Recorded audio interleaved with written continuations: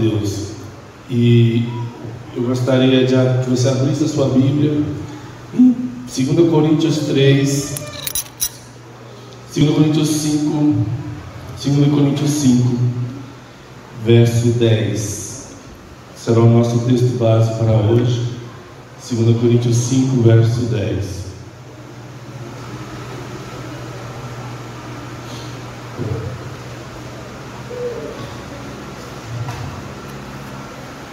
Espero que todos tenham encontrado 2 Coríntios. Se já encontrou, diga: sou feliz em Jesus.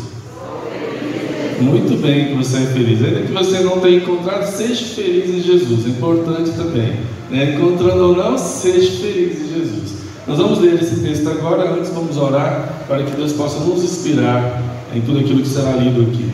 Senhor Deus, te pedimos agora o teu Espírito e porção dobrada, para que tudo que será lido na Bíblia, que está aberto em nossas mãos, seja compreendido por nós e colocado em prática. Te pedimos a tua direção agora, e te pedimos por Jesus. Amém. O texto que nós separamos para ler diz assim: pois todos nós devemos comparecer perante o tribunal de Cristo, para que cada um receba de acordo com as obras praticadas por meio do corpo, sejam boas, quer sejam más. Eu não sei se você já teve, se alguém aqui teve a oportunidade de estar em uma sala de audiências de um tribunal. Se você já teve a chance de estar em uma sala assim. Eu também não sei se você conhece, se você me conhece, eu trabalho em um tribunal de justiça e eu gostaria de descrever para você como é a sala de audiências, para que possamos então entender o texto bíblico hoje. Porque o texto diz que todos nós vamos estar perante o tribunal de Cristo, todos nós. E se nós vamos estar diante do tribunal, eu acho que é importante entendermos, à luz da Bíblia, como é esse tribunal e como as coisas acontecem ali, porque você vai estar lá. Vamos então entender como funciona a sala de um tribunal. Nós temos ao centro um juiz. Ele é quem julga as pessoas conforme a lei e aquilo que eles fizeram. Ao lado dele tem um livro, que é o livro que contém as principais leis do país. A gente chama de vade-mecum, né? Fica ali para que ele consulte se ele tiver dúvidas. À sua esquerda está sentado o promotor de justiça. À sua direita, o promotor de justiça, normalmente como é chamado de advogado de acusação. É um promotor de justiça. Do outro lado, à direita, vai estar o defensor ou advogado de defesa. Ao lado desse advogado de defesa senta o réu, aquele que as pessoas acusam, né? O acusado. E ali dentro ainda desse tribunal tem outras pessoas, como a vítima, as testemunhas e pessoas que auxiliam o juiz. Essa sala, que não é estranha para algumas pessoas conhecem, né? Muitos desses personagens, eles também estão aqui presentes nesse tribunal de Cristo. No tribunal de Cristo nós temos uma lei. Nós temos uma lei que foi violada, a violação de uma lei. Nós temos um réu, nós temos um juiz, um advogado, um acusador.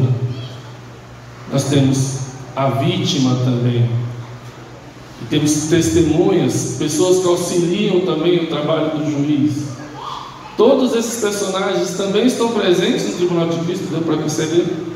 Vamos aqui entender cada um deles, para que você possa entender como deve ser a sua participação no tribunal. Como deve ser a sua participação nesse tribunal. Primeira pergunta que a gente deve trabalhar: qual é a lei que vigora no tribunal de Cristo? Qual é a lei que vigora? Os 10 mandamentos. Mas vamos olhar a Bíblia, isso, Deuteronômio 11, 26. Deuteronômio 11, 26.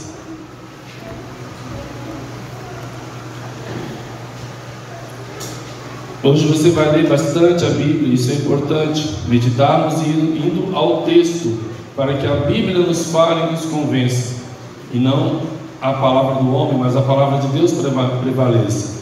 Vamos agora a Deuteronômio 11, 26. E o texto diz assim, esse texto diz assim: prestem atenção, hoje estou pondo diante de vocês bênção e maldição. Vocês terão bênção se obedecerem aos mandamentos do Senhor, o seu Deus, que hoje estou lhes dando. Mas terão maldição se desobedecerem aos mandamentos do Senhor, o seu Deus, e se afastarem do caminho que hoje lhes ordeno. Nós vemos aqui que a lei de Deus, os mandamentos de Deus, é sobre ela que se assenta o julgamento. É sobre ela que se assenta a bênção ou a maldição, a absolvição ou a condenação. Nós vemos que a lei ela foi feita para abençoar. Se você guarda, a lei é boa, ela está para te dar a bênção. Aquele que a segue, diz salmista, é como uma árvore plantada junto ao ribeiro, que tudo que faz prevalece, prospera. Ela é feita para dar essa bênção na tua vida. Mas quando violada, ela se transforma em uma maldição. Por quê? Porque agora, Salmos 9, versículo 7 diz: o Senhor reina para sempre e estabeleceu o seu trono para julgar. Ele mesmo julga o mundo com justiça, governa os povos com retidão. Ele mesmo julga o mundo com justiça e governa os povos com retidão. Deus é o juiz. E aqui, como você sabe que o tribunal é de Cristo, né? E Deus e Cristo, o próprio Cristo é juiz. Ele é o juiz. O tribunal é de Cristo. Nós vemos um pouco. E se formos aprofundar mais, nós vemos que no julgamento, né, no julgamento profético, né, no santuário, Cristo é o sumo sacerdote. E ele faz esse trabalho da expiação do julgamento. É Cristo. Ele é o juiz. E Cristo é Deus também, né? Ele, Pai e o Espírito Santo. Aqui temos a figura do juiz. E a Bíblia diz que ele julga o mundo com justiça. Um justo juiz, um juiz perfeito. Mas aqui, uma primeira atenção que temos que ter, porque muitas pessoas se colocam como juízes do outro. Muitas pessoas querem ser o juiz. Você quer ser juiz? Você quer se colocar no lugar de Deus e julgar o outro? Muitas vezes fazemos isso quando criticamos o nosso irmão. E a crítica é um julgamento perverso, porque a crítica é um julgamento que não permite o outro se defender. Ele é um julgamento em que o outro nem é ouvido para se defender. Então você critica, julga, condena. Nós nos colocamos como juízes do outro. O meu irmão não vem à igreja já faz um tempo. Por quê? Nós já o condenamos. Está fora da igreja. E estou dando apenas um exemplo, podemos falar muito, né? Muitos e muitos. E às vezes nós nos colocamos como juízes do outro. Mas o juiz, o justo juiz é Deus, não somos nós. A respeito disso, eu queria que você fosse a Tiago 4, 2. Tiago está lá no Novo Testamento. Tiago 4, 2. Perto de Pedro, 1 Pedro. Depois de Hebreus, Tiago 4, verso 2. A respeito desse julgamento,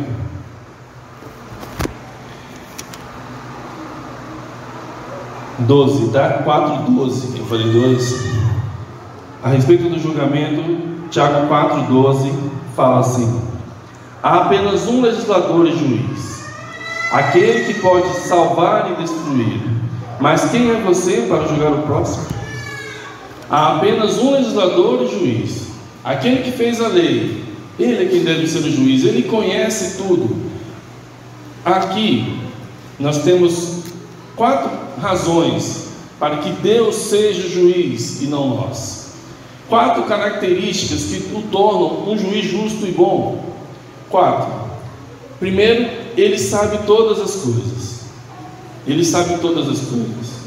Nós não sabemos. Nós não sabemos nada do que passa na vida do irmão para julgar o irmão. Ele conhece todas as coisas. Ele não só conhece a lei do que ele fez, ele é legislador, como ele conhece o coração das pessoas. Nós só vemos a aparência, não sabemos do coração. É a primeira razão para ele ser juiz e não nós. A segunda razão, Deus é amor. Nós não sabemos amar, nós estamos aprendendo a amar. Deus, ele é puro amor. Por isso ele julga com justiça, porque ele julga com bondade também, e não por vingança, por avareza ou por qualquer outro sentimento ruim, pecaminoso. Não, ele é amor. E nós não sabemos amar, estamos aprendendo. Muitas vezes deixamos a mão de lado para julgar o outro. Uma outra razão para ser Deus o juiz e não nós: Deus é justo, e a nossa justiça, a Bíblia diz que ela é como um trapo de imundícia. Nós não temos justiça em nós mesmos. E a quarta razão: Deus é sem pecado, e nós somos tão pecadores quanto aqueles que nós queremos julgar. E se eu sou tão réu quanto Ele, como é que eu posso querer julgar o meu irmão? Se eu também sou digno de pena, se eu também sou digno de morte, tanto quanto Ele. Por essas quatro razões, Deus é o justo juiz e não você. É a Deus que cabe julgar e não a nós. Isso é um tema tão importante que Jesus falou dele no seu sermão mais importante, o Sermão do Monte. Jesus separou um tempo para falar aos seus ouvintes sobre os julgamentos. Isso não era uma prática só daquele tempo, é uma prática ainda hoje. Mateus 7. Vai a Mateus 7:1. Em Mateus 7:1 nós temos Jesus falando no Sermão do Monte. Ele diz: não julguem para que vocês não sejam julgados, pois da mesma forma como julgarem, vocês serão julgados, e a medida que usarem também será usada para medir vocês. Porque você repara o cisco que está no olho do teu irmão, e não dá conta da viga que está no seu próprio olho. Às vezes o seu erro é até maior que o dele. E aí Jesus alerta: não julgueis. E não façam isso, porque o julgamento também pode vir sobre vocês. E você ainda comete coisas ainda pior, quem sabe, do que ele. Então, o juiz desse tribunal é Cristo Jesus, não somos nós. Ele é o juiz. E quando nós apontamos o erro do nosso irmão, quando nós apontamos, criticamos o nosso irmão, nós nos colocamos também como acusador desse irmão. Já percebeu? Nós o acusamos. E no tribunal de Cristo, a quem compete o papel de acusar? O diabo, Satanás. Você não quer se colocar no lugar do diabo, não quer fazer às vezes do diabo Satanás. Ele é acusador desde o início, porque você não quer ter o destino que ele vai ter. Então não se coloque como o diabo Satanás nesse tribunal. Não acuse. Não comece a acusar. Apocalipse 12:10. Qual é o destino de diabo, Satanás, o acusador? Apocalipse 12:10.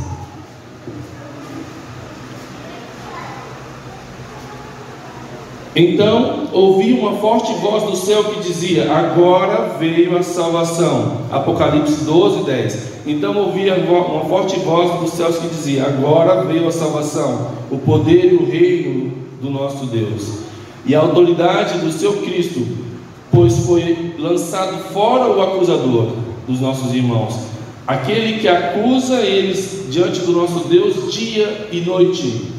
Algumas palavras dizem: ele foi derrubado. Você não quer ser derrubado, você não quer ser lançado fora, você não quer se colocar no lugar de Satanás, o acusador. Ele acusa os nossos irmãos dia e noite. Nós não estamos aqui para acusar os nossos irmãos. Esse papel cabe a Satanás, e por isso ele será derrubado durante um dia. Nós estaremos de pé, porque nós estaremos no local correto nesse tribunal. Aqui,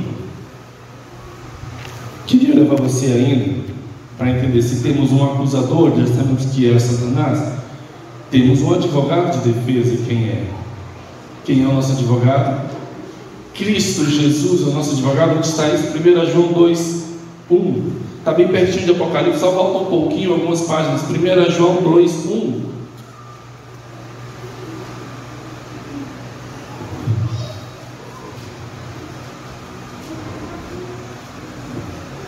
Meus filhinhos, escrevo-lhes estas coisas para que vocês não pequem.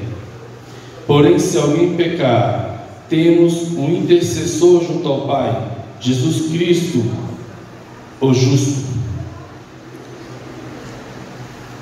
Eu escrevo para que vocês não pequem, mas se pecar, temos um intercessor diante do Pai, Jesus Cristo, o justo. Em outros versos também, Jesus Cristo é nos apresentado como advogado. E o advogado, ele é aquele que intercede por você. A palavra advogado vem advoga, aquele que fala por alguém, a voz de alguém. Na hora do tribunal, você fica quieto, calado, o advogado vai falar. Na hora de que alguém te acusa, ele vai e escreve tudo, e o juiz lê o que ele escreveu, não você. Claro que você tem um momento que pode falar, mas o importante é a fala dele, porque ele fala com você, ele explica as coisas na visão, no jeito que o juiz compreenda, né? Aqui Jesus, ele é o nosso intercessor perante o Pai, ele é o nosso advogado, ele é o nosso justo advogado. Tem como perder essa causa? Se você está com o melhor advogado que existe no mundo, tem como perder? Creio que não, né? Aqui, Jesus tem mais de um papel nesse tribunal, você já percebeu? Ele é juiz, mas ele também é um advogado, e ele era o legislador que criou a lei também. Lemos isso, viu? Olha como é que Jesus, o tribunal realmente é de Cristo, é o tribunal da graça. É o tribunal de Cristo, o tribunal da graça. Agora temos mais um pouco, outros dois papéis que Cristo exerce aqui. Ele também é a vítima em Cristo. E o verso seguinte de 1 João 2 mostra isso. Diz assim: ele é a propiciação pelos nossos pecados, e não somente pelos nossos, mas também pelos pecados de todo o mundo. Todos pecaram, pois Jesus se colocou como propiciação pelos pecados de todos. Ele é a vítima inocente que pagou pelo meu e pelo seu erro. A ele caiu todo o peso e o sofrimento que caberia a nós, todo o castigo. Aquilo que fizeram com ele era para nós. Jesus Cristo se fez vítima. Vá a Isaías 53. Vá a Isaías 53. Temos lido esse texto sempre em nossas Santas Ceias, e a gente sempre medita. Ali tivemos há poucos dias e esse texto foi lido. Podemos meditar, e eu queria ler com você de novo Isaías 53, 4 em diante. Certamente ele tomou sobre si as nossas enfermidades, e sobre si levou as nossas doenças. Contudo nós o considerávamos castigados por Deus, atingido e afligido, mas ele foi transpassado por causa das nossas transgressões, e foi esmagado por causa das nossas iniquidades, e o castigo que nos trouxe a paz estava sobre ele, e pelas suas feridas nós fomos curados. Podemos ler 1000 vezes isso aqui para entender a profundidade disso, ainda é difícil. Se isso aqui, ao ler, ainda não toca o seu coração, ainda não esmaga o seu coração, clame ao Espírito para que fale para você, porque isso aqui tem que doer em nós, porque foi por nós que ele passou o que passou, foi por nossa culpa. Cristo não apenas é a vítima desse tribunal, por causa do erro que nós carregamos e colocamos sobre ele. Cristo se fez réu por nós. Você hoje não precisa ser o réu, não precisa estar sentado no banco dos réus, porque ele se fez réu. Jesus Cristo é o juiz, ele é o advogado, ele é a vítima, ele é o réu. Ele se faz réu por você, porque o castigo que nos traz paz hoje, ele já carregou. Ele já carregou. Há um pouquinho para trás, Isaías 43:10, nós temos uma pergunta: qual é o nosso papel então nesse tribunal? Sobrou o que para a gente? Isaías 43:10.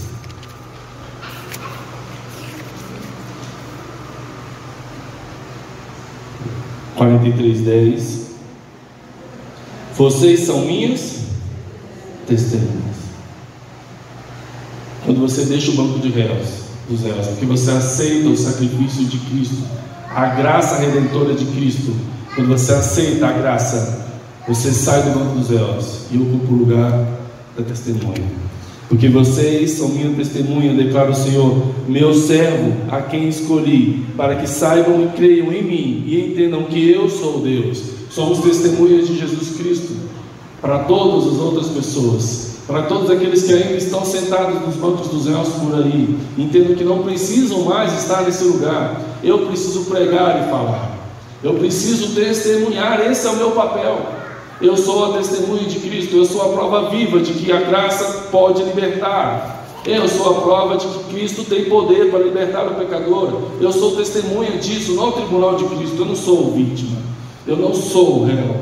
Embora Satanás ainda queira me acusar todos os dias, a graça de Cristo já me alcançou. Eu não sou o juiz do outro, porque a graça de Cristo faz isso também. A graça ela é imerecida. As pessoas não merecem, mas recebem.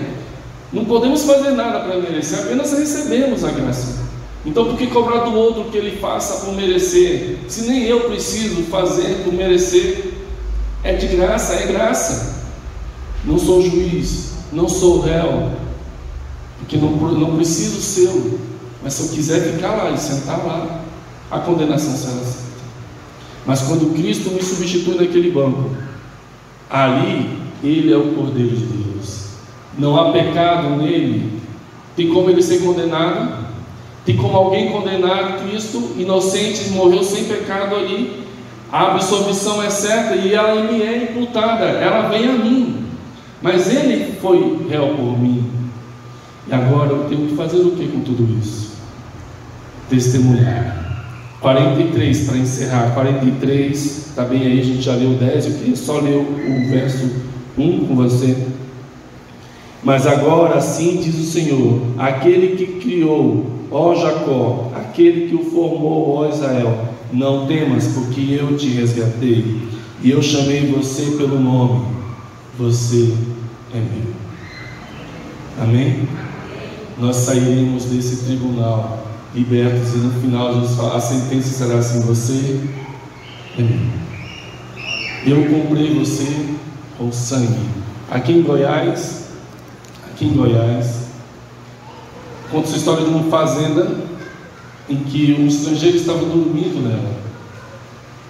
E ele, passando a noite, o dono da fazenda levantou e aconteceu uma coisa lá na senzala, onde os escravos dormiam. E ele pegou o escravo que havia cometido aquela bagunça durante a noite, colocou sobre um tronco e começou a chicoteá-lo fortemente. Chicoteava. O estrangeiro, no país em que ele vinha, já não havia mais a escravidão. Ele ficou indignado com aquilo e pedia para ele parar. E ele falou: o escravo meu, ele cometeu, ele vai pagar pelo que fez. E ele quase levou à morte.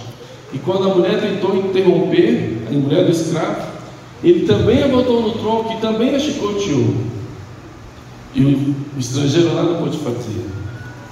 Mas no dia seguinte ele foi na administração, na casa de justiça, daquela cidade onde se faziam esses negócios, e ele ofereceu um preço pela carta de libertação do escravo. A justiça chamou o dono do escravo, ofertou, e pela lei da época o escravo estava liberto, porque alguém pagou o preço da alforria dele. Havia a lei que permitia isso, e aquele estrangeiro comprou a liberdade deles. Chegou naqueles dois escravos e falou: vocês de agora em diante, essa é a sua carta, vocês estão libertos. Eles se ajoelharam ao pé daquele estrangeiro e falaram: para onde o Senhor for, nós iremos também. Nós não queremos ficar aqui. A liberdade que nos foi dada, nós queremos testemunhar para outras pessoas. E esse estrangeiro andou pelo Brasil, por muitos lugares, libertando escravos e fazendo, vamos dizer assim, uma família de pessoas libertas por aí. Aqui em Goiás, mas aqui também no bosque isso acontece. Só que nem todos os escravos libertos voltaram para os pés de Jesus e falaram: eu quero estar contigo e caminhar contigo, testemunhando daquilo que você fez. Eu quero lhe ajudar a continuar libertando outras pessoas. Alguns dos libertos simplesmente saíram e continuaram escravos, mas agora não com algemas nas mãos. Você está liberto, meu irmão. Você não ocupa mais o lugar do banco dos réus. O lugar do Senhor nesse tribunal, o nosso lugar. Nós somos testemunhas de Cristo Jesus.